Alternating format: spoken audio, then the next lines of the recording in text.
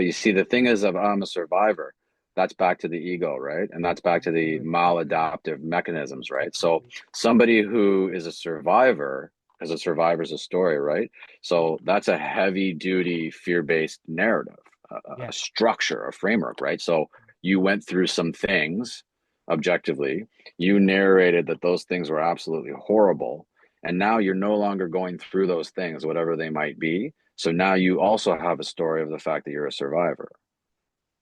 Hmm. But again, like subjectively, there's no such thing as a survivor because you just are as you are and it is as it is. So you went through what you went through and now here you are.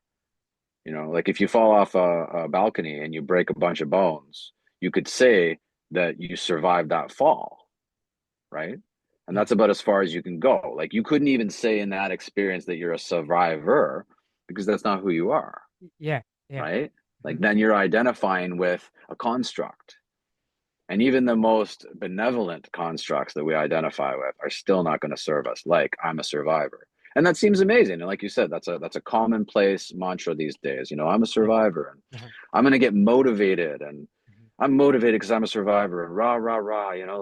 Let's Tony Robbins hype each other up and let's walk on coals and let's get this done. And the only reason that we need to do any of that stuff is when we don't feel good enough, when we're operating from these hypervigilant maladaptive constructs, because somebody who just is and somebody who's just living life as the experience isn't a survivor or not a survivor, and they don't need to tell a story about that either way. Mhm. Kind of like I'm not sure who Naomi, I'm not sure what you just mentioned, Naomi, someone, Oh, you know me part. you know me, yeah, You know me. my I mistake, might be you know me, pronouncing it yeah. wrong. I've just seen it. Fair enough. And I Mhm. might be ignorant in what I'm saying too, because I've never actually talked to her Yeah. and I'm hearing her story from you. But based on what you're telling me, if she has the ability to tell people about the objective things that happened to her, she's telling five people about these objective things, and the majority of them are sitting there in their head with these horrible constructs and horrible thoughts of what that would mean and how it would relate to them, right? Not just thinking objectively, like, wow, this woman had some things happen to her. Hmm.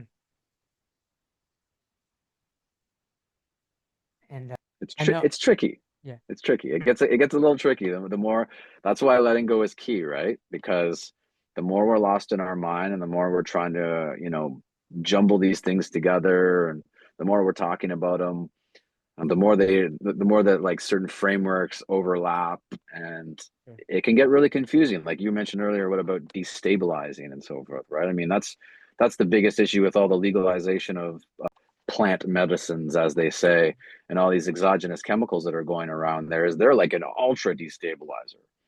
Yeah. So I mean, Buddha told you to meditate for 30 years and maybe come back in another life and figure it out.